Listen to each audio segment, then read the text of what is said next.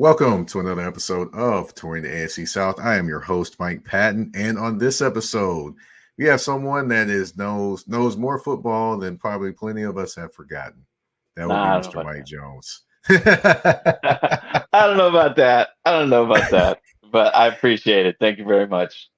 Yes, sir. The Athletics, Mike Jones. That's the voice you're hearing. Not who Mike Jones, this Mike Jones. Okay, everybody? Okay. But yeah, on this episode, we're going to talk about, of course, the Titans, Texans, Jags, and the Colts. And just, get his thoughts on the division. But first, before we do any of that, of course, we do have the Get Off Your Chest segment. And I do have to talk about Malik Willis. Malik Willis, yes, I'm pretty sure Titans fans that love and don't like Malik Willis are tired of hearing Malik Willis's name. Well, you won't have to hear his name very much more. So he has actually been traded to the Green Bay Packers for a 2025 seventh round draft pick. He will more than likely be the backup for Jordan Love in Green Bay. I wish him well. I mean, honestly, do I think he could have been developed more here? Yes. Was he developed more in his first few years here? No. I think things were looking great for him up under the new coaching staff, just the numbers game. And also, they brought in a veteran backup and Mason Rudolph as well. I wish him well in Green Bay. He was always someone that was pleasant to talk to no matter what was going on. He always was cool, pleasant to talk to, always smiling. And, definitely appreciate him, appreciate the words every time I talk to him. Always in a good spirit, always professional. And I wish him well in Green Bay, where I think he's going to get the development that he needs there. You have any thoughts, Mike? Yeah, you hope he gets a chance. It was a situation where he came into that, the Titans were in win now mode and didn't have time to develop a quarterback, and they drafted a developmental quarterback. And I don't think that he really got the training, the tutelage that he needed. Maybe he had to play a little bit sooner than he had to because of injuries. But you hope he gets a fresh start there. Obviously, it's gonna be hard to get on the field with Jordan Love there. But he'll be up underneath a guy like Matt LaFleur, who is a fantastic quarterback coach, fantastic offensive mind. And so maybe he's there for a couple years and gets in some spot duty and showcases some growth and development. And maybe a team will then, reach out and, use him as a bridge quarterback or something like that, and he'll get his opportunity down the road. But, it's probably good for him to get a fresh start. Like you said, they needed a veteran guy to be a backup for Will Levis because obviously he's still young, developing himself. You had to have a veteran there to back him up, keep things afloat if he happens to go down with injury. And Willis was just the odd man out. Yeah, definitely,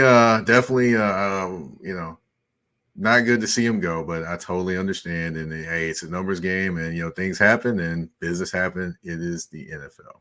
Of course, moving on to the next subject, which of course we're going to talk. We talked about the Titans just a little smidgen right there with the Get Off Your Chest segment, but let's go in a little bit more about the Tennessee Titans. Actually, for those who aren't aware, I actually did see you at Titans camp, so you got to see the Titans up close and personal. What did you think about what you saw when you were there with the Tennessee Titans? I feel like what Rand Carthon and what Brian Callahan are trying to build as far as a tough physical team that's very competitive on both sides of the ball. I feel like they're on their way to achieving that goal. It was a very spirited, competitive practice with neither, sometimes you see units where it's like an offense day is they're just having their way with the defense, or another practice where the defense is the one that's just, pushing the offense around. They were really kind of back and forth. And that's, they like that, what they saw. And that's a good mark for them that they are a competitive team. Obviously, they've got a lot of young pieces it's like a blend of veteran guys that have been there, a couple veteran guys here and there that they've brought in via free agency or trade, and then some young guys as they work to fortify the core of this team with quality draft. So it's going to be interesting to see where they are, where they stack up in this division. Obviously, Houston is the team that last year leapfrogged Jacksonville and won the division. You got Jacksonville who's coming back with a lot to prove and everything. And there's questions, but also some intrigue about the Colts. So it's really going to be interesting. I think that the Titans can take a leap forward just because of what they've put around Will Levis. Obviously, being in his second year, he should be able to take some steps forward. But then you give him two really good wide receivers. You've got him a big physical offensive line, strong, running back, different kind of running back, but another quality running back in Tony Pollard. And they got some difference makers. It seems like on defense, so we could see them in the thick of things. I think in the AFC South. Well, you're right along the same page as I am, because I definitely think that they could finish actually second in this division and potentially at their best, be there maybe in the playoff hunt. So that I don't know if you quite got them in the playoff hunt, but I kind of quite got them right on the fringe of that, maybe making some noise there. Yeah, I mean, you can see it. You just don't know. The team that I really don't know about is Jacksonville, because on paper they should they should have been in the playoffs last year. They should have been better. They should have built on what they did year before last, and they took steps backward. Did Houston exceed expectations? Are they ahead of schedule? Or are they going to come back down a little bit to earth? So I do think the door is there for the Titans. If they play really well, if they could be the team that kind of leapfrog this year, maybe they're second in the division, might be third, who knows? But I think that they have an opportunity to at least be a part of the conversation as you're entering that final home stretch of the season. And that's really all you can ask for, as you're building the team and kind of not rebuilding, but retooling it as you are on the fly here. Definitely, definitely. Now, you mentioned him already. Will Levis, first year full-time starter. He has some new pieces: Calvin Ridley, Tony Pollard. I mean, Tyler Boyd. You've got those pieces around him for a young guy who, like I want to mention, he wasn't a first-round draft pick, so he has 4 years, not 5. So this is a crucial year for him. So what are your thoughts or impressions on him as prospects in terms of this season and what he could potentially be? Or is it kind of the great unknown when it comes to Will Levis? Well, it's a work in progress. I think that they have the right approach as far as don't make him go out there and have to carry this team. They've put veterans around him. You've got Hopkins and Ridley as his wide receivers, Pollard as his running backs, like you said, Boyd, tight end. They've got the best offensive line coach in the game in Bill Callahan. So they understand the importance of supporting him. And I think you're going to see a team that runs the football, uses play action. Brian Callahan comes from that Shanahan coaching tree. He's an offshoot of that because, where he was in Cincinnati, Zach Taylor was under Sean McVay, and that they believe in running the football, play action, a lot of motion, things to get the eye of the defense moving and to cause a little bit of hesitation, using the bootlegs to move him out of the pocket. He's not going to be a sitting duck back there. They'll use his legs. And so I think this is a good offense for him. He's a kid that showed some toughness, his ability to pick up some yards with his feet, not afraid of contact. He also can stand tall in the pocket when he needs to. But I think that this is a good situation for him. He's got a really sharp offensive mind in Callahan. And like we said, and with Bill Callahan protecting with that offensive line, I think that we can see him taking steps forward. Like you said, yeah, he wasn't a first round pick, so it's a project. But the best friend of a young quarterback is a strong run game, and that's what he's got. Definitely, definitely. And you mentioned the pieces and playmakers defensively. Of course, you got L'Jarius Sneed. They bring in via trade from the Chiefs. You bring in Chidobe Awuzie from the Cincinnati Bengals. You bring in Jamal Adams. You bring in Quandre Diggs. I mean, what do you think of the additions defensively? And do they kind of shore up the issue in the passing game that they had last year in regards to, stopping people on third downs, which they were one of the worst in the NFL at doing so? Yeah, well, I think that the good thing for them is whether it's through draft or free agency, they fortified their defensive front and the back end of their defense. And so those are two very crucial areas with them. So yeah, I think they should be better on third downs. They've got to win in the trenches. That is something that Rand Carthon really believes in as he's building the team, and Brian Callahan as well. They are in lockstep on how to build this team. So if this defense can give them support, get them off the field, force some turnovers, get them in the short field or shorter field positions. That's all you can ask for. So I think that the way the Titans have constructed this thing, look, I'm not saying they're gonna, win their division or anything like that, but I think we'll see growth because they have added key veterans in key spots as well as drafted young guys that look like they're going to be able to contribute early as they continue to develop as well. All right. Well, we've talked about the Titans, but we do have to talk about the rest of the division, which would be the Texans, Jaguars, and Colts. We're going to do that and go a little further deep into the Texans next when we come back from commercial break on Touring the AFC South. EBO Beard Butter and EBO Beard Wash are two of the best beard grooming products for men worldwide. They help promote growth, keep your beard moisturized and soft, and enhance your overall upkeep of your facial hair. And with the new promo code MPAFC10, you can get 10% off all these products. Just go to www.etsy.com/shop/EBO Beard Butter. Again, that's www.etsy.com/shop/EBO Beard Butter. And again, the promo code MPAFC10. Again, MPAFC10, where you can get 10% off any products except for beard boxes. So treat your beard better today by going to get this the EBO Beard Butter and EBO Beard Wash.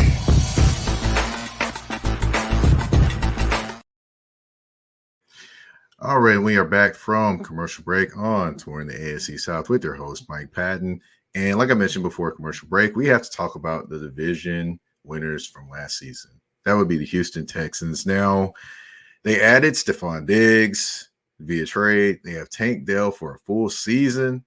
How fun do you think this offense will be? Of course, I got to mention Joe Mixon, of Joe course. Mixon too, yeah. How fun do you think this offense will be to watch? I think it's going to be interesting. I am very curious now that they've got a workhorse back if they will continue to put as much on CJ Stroud and Bobby Slowick. He again another guy from the Shanahan offense, and he also was their run game coordinator for a while. Then he was their pass game guy. So he believes in running the football, and I think that they're going to really mix in a lot of Joe Mixon running the football. And then, obviously they've got plenty of weapons on the outside. So they should be a really well-rounded offensive attack. Again, it's going to be interesting to see what year 2 for CJ Stroud looks like. There's no sneaking up on anybody now. He really surprised a lot of people, a lot of teams, exceeded expectations last year. So now he's got, like you said, Tank Dell. He has him for a full season. You got Stephon Diggs.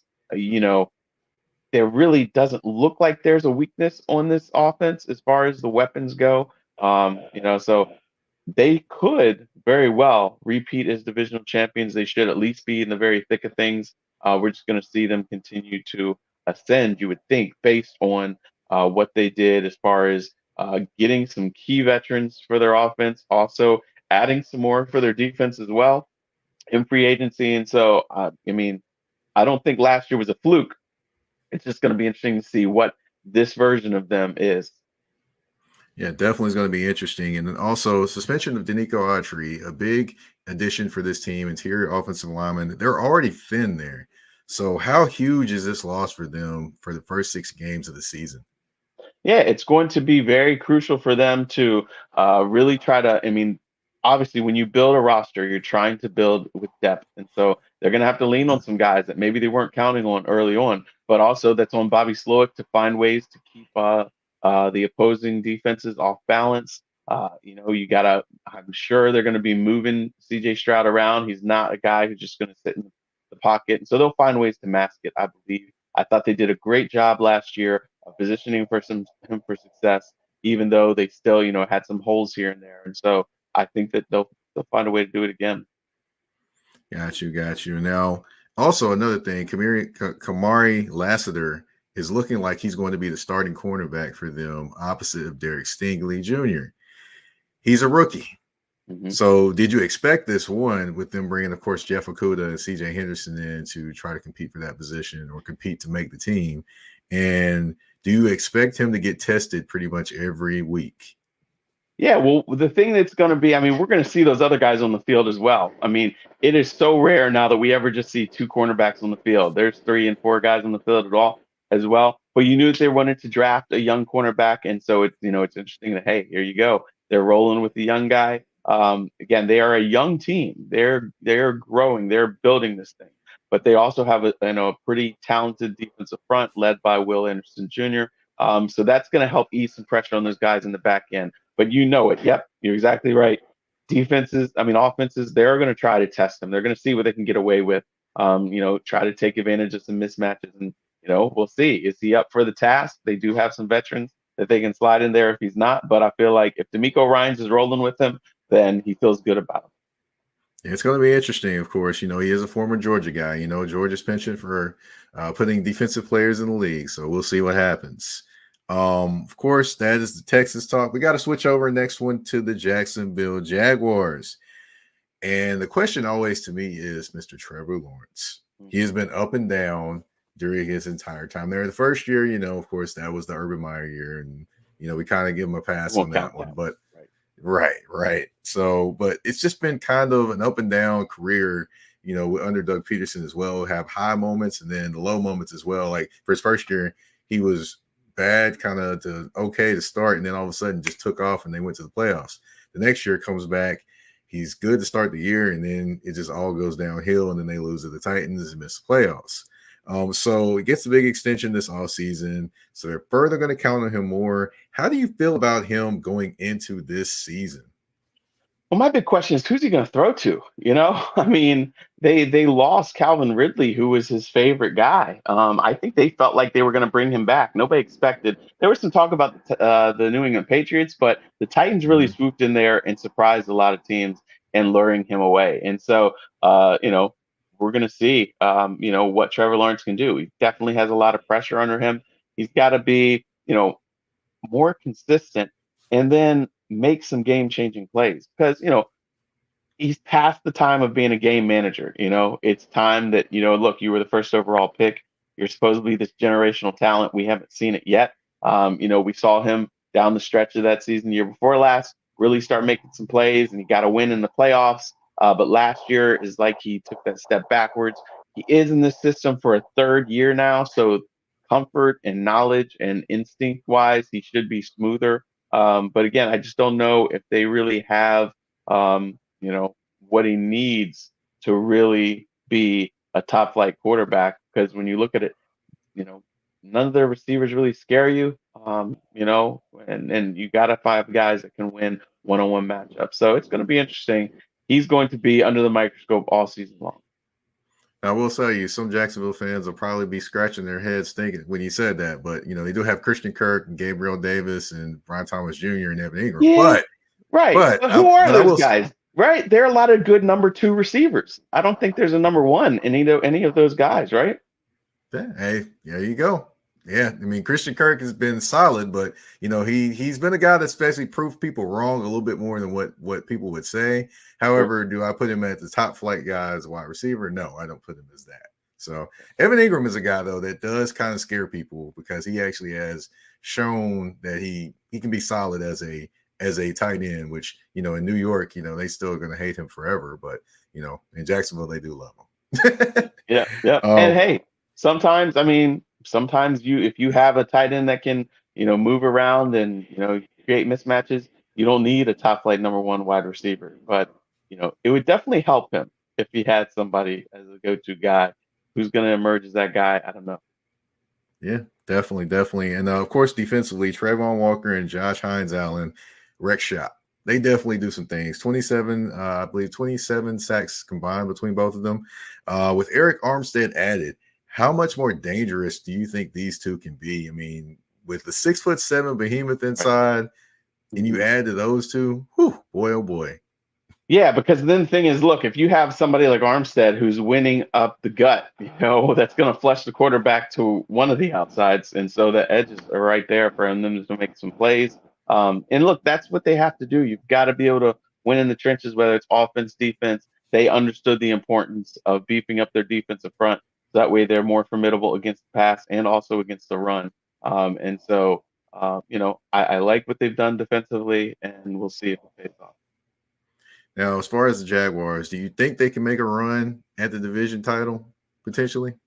I think they should be able to, as long as they can keep Trevor Lawrence healthy. They've got, like we said, yes, obviously they've lost some firepower, losing Calvin Ridley, but they have pieces in place. They're further along than I would say Indianapolis is, and they're probably further along than the Titans are. So they should be going head to head, neck and neck with the Texans there. Last year, obviously there's some games they would have liked to have had back. And we'll see this year if they can kind of get back to where they were the year before last.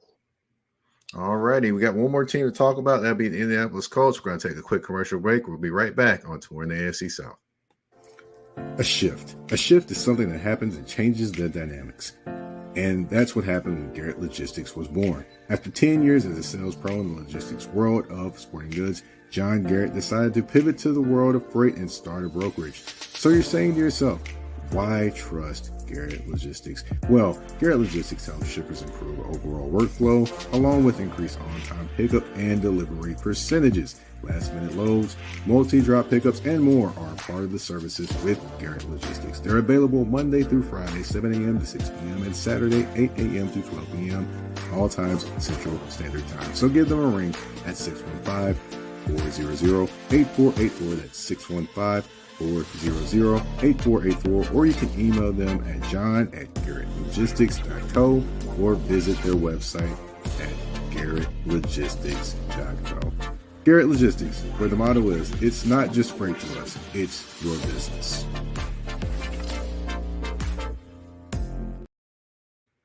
Alrighty, and we are back on Touring the AFC South with your host, Mike Patton, here with the Athletics, Mike Jones. Not who Mike Jones, this Mike Jones. I don't know, I like saying that for some reason. But anyway, let's see. We're talking about the Colts. The Colts going into the last team in the division. I'm not saying they're going to be last, folks who were listening, by the way. But, of course, they're just the way they come up in the rundown. But anyway, Colts, Anthony Richardson.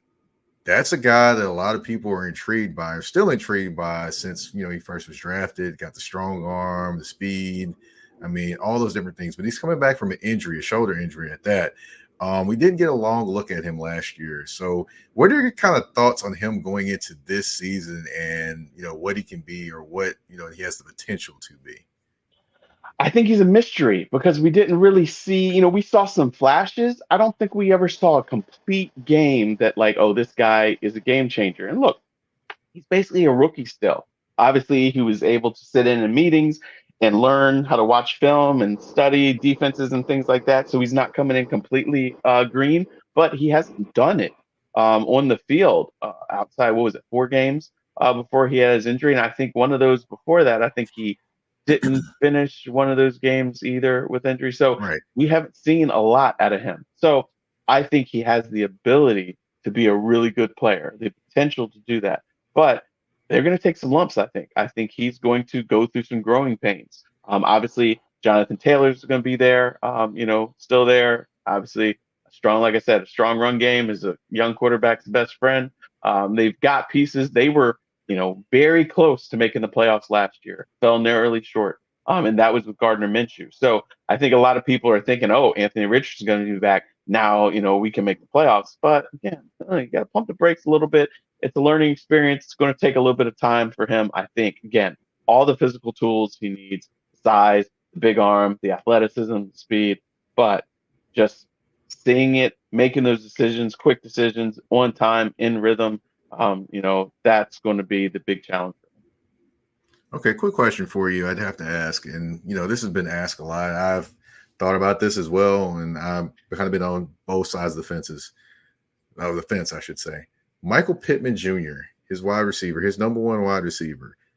Some believe he's a number one wide receiver, and there are others that don't think he is. So where does he kind of fall in your book? I mean, I think that he is a very good wide receiver. There's different tiers, right? I don't think he's elite, and I think he is productive and can be highly productive, but I don't think of him as a guy that is going to look. There's certain guys that go out there the Justin Jeffersons, Jamar Chase, Tyreek Hill, some of those guys that go out there, they're automatic. They're going to get, throw it up to them. They're going to get it. They're going to win their one-on-one matchups. You can count on them. They're going to have a 100, a buck 50, a touchdown or two. He's going to have, a 1,500-yard season or something. I think that Pittman is reliable. He's serviceable, but I just don't know if he's quite at their level. So productive, reliable, but not elite. Okay. All right. Fair enough. Now, of course, I do have to ask about Juju Brents. Now, he's a 6'3", 198-pound corner, more in the Richard Sherman type mold, which Gus Bradley is very familiar with, that being that he was coordinator for the Legion of Boom in Seattle. So he hasn't played a full season, but, of course, he can be a guy that can make some plays and do some things, which we got that. So you have him there. You have Kenny Moore, which is one of the best slot corners in football. What do you do about the other part of that defense? I mean, you've got the safety, you've got questions there. You have a few guys there, but at the other corner, it's almost like a mystery. And they were bad when it came to pass coverage last year and didn't really improve in that area, in my opinion. I mean, what are your thoughts on that secondary and what they got back there? Yeah, well, that's another reason why I feel like this team isn't quite ready yet. They did a good job of masking it here and there. They were in games, but they fell short. I think because of some of those struggles there. They're going to need some young guys to step up. I don't know who the guys are going to emerge are, but it is, like you said, outside of them, it's so easy for teams to pick on and find the weak spot there. So look, you're going to have to take it as a challenge, and that's why you need some help up front to give quarterbacks less time to be able to throw and to operate. And so that's why when you stack them up, you look at them and they say, okay, they've got a good core. They play hard. When I ask teams, talent evaluators about them, everybody says, look, they've got a lot of good young players. They play hard under Steichen, but they're still adding, they're still building. And so that's why I think that they'll be behind. They might finish last in this division just because when you look at them match up with the other teams, they have more holes, they have more question marks, and they've got it's a process. But as long as they're competitive and they're in the thick of things, kind of like they were last year, and you really get some meaningful performances out of Anthony Richardson that suggest that he is getting this thing and he's the guy and he's growing, then maybe next year you add another couple pieces, shore up your secondary, shore up your defense, and then you're ready to compete. Yeah, it's going to be interesting to watch in Coltland this year for sure. Okay, we went through all 4 teams, but of course that is not the end of the show. We do have a game. We have 5 questions, 2 answers, and 1 choice. Could be anything. Are you ready, Mr. Mike Jones? All right, let's go. All right. Chuck Brown's Bustin' Loose or EU the Butt? Which song are you taking? Bustin' Loose. Bustin' Loose. All right. Old Bay on everything or something else? I am here on the Eastern Shore, Maryland, Delaware area. Old Bay, I like it on my wings. Obviously, you like it on your fish. Yeah, throw the Old Bay on there. All right. Okay. Smithsonian National Museum or the International Spy Museum? Which one would you rather go to? The Smithsonian National Museum. Smithsonian. Yeah, sure. I don't know. I'm more of a spy guy. I would go to the spy stuff, man. Man, I'm just nostalgic. I see all those field trips growing up in the DC area, going to the National Museum. So it's that's why I got to go there.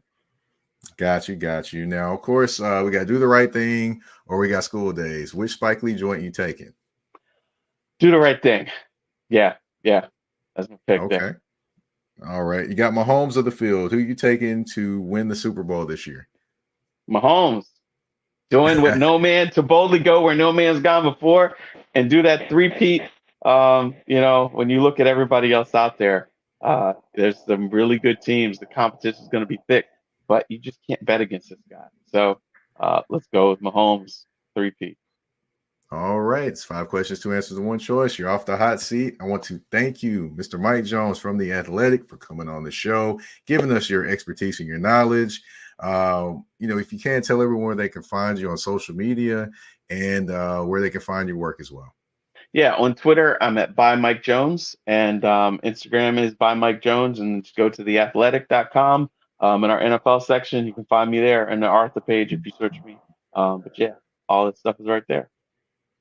All right, and as for me, of course, I'm the host of Touring the AFC South. My name is Mike Patton. You can find me on the artist formerly known as Twitter at Mike Patton82. That's MikePatton 82 on the artist formerly known as Twitter. Word to Prince, the artist formerly known as Prince. That's where I got that from. But of course, you can find me on Instagram and Threads at that's THA, not THE, _general_NP. Touring the AFC South. You can find it on all listening platforms: Spotify, Apple Podcasts, Google Podcasts, iHeartRadio, Amazon Music.